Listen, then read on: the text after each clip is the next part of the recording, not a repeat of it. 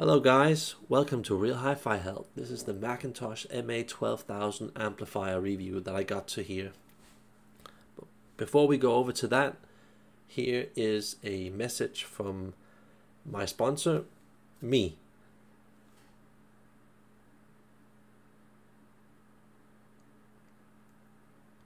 Having gotten that out of the way, let's get over to the review now. So, a long review here from my book.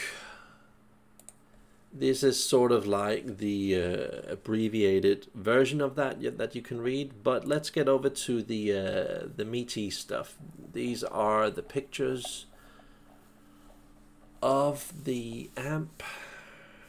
Nice to look at and all that. Not so much new. A lot of repeated Mcintosh stuff that I'm not too crazy about. Not too crazy about. The feel of the dial here still feels a bit plasticky. All of this, yeah, kind of looks okay, cool, nice, I guess. But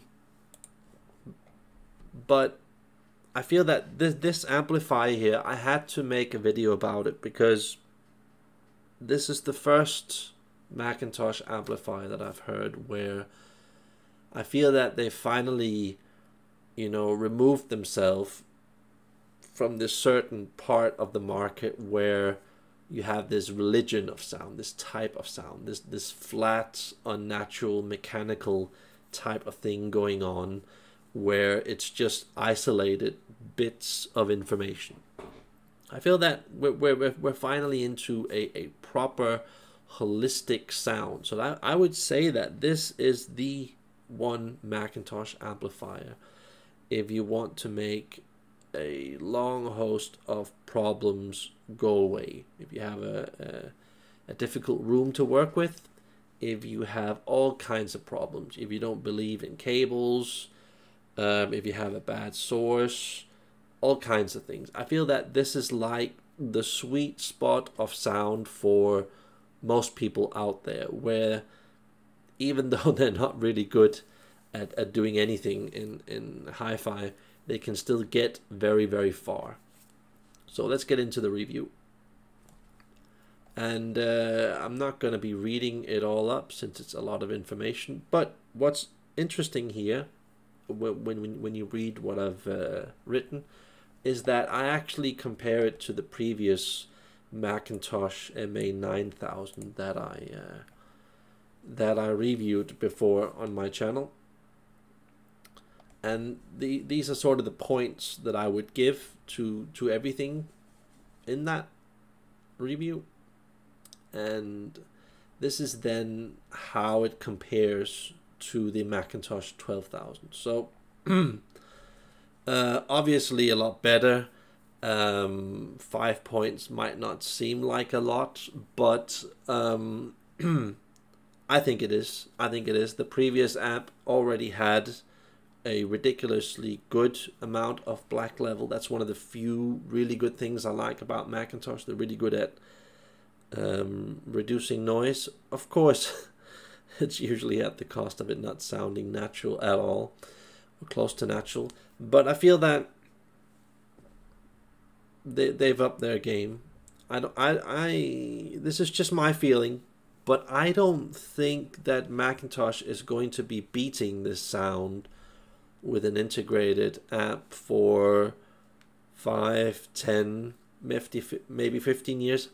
I'll bet you that in about 5 years' time, there's probably going to be like a Mark II version of this, you know, with more watts or whatever. But I feel that it's essentially not going to get better than this from this type of design with these types of parts. So I feel that this amp could beat most amps on the market, but you just have to realize that it isn't a specialty amp. You know, it's not the most natural, most beautiful, most aesthetically pleasing amp on the market. But I think that it will still fit the most amounts of customers out there. So let's get on with it. A lot of information to swallow here. really get into the you know, the nitty gritty of this deep detail here. This is probably the most detailed review of this particular Mcintosh amplifier you're ever going to find on the internet, I'm guessing. But that's what I like to do. I like to listen to stuff, prepare, use a long time on improving sound. So yeah, that's just me nerding around. And let me just also, while I've got you guys here, just quickly throw in a couple of other points from my book. I also think that this is a real gem, this speaker that I got to here. And if there was like a Mcintosh preamp and power amp that I would recommend, I would say that, yeah, this is also up in that class, you know, the Mcintosh gear here. So a little treat for you guys that you also can read.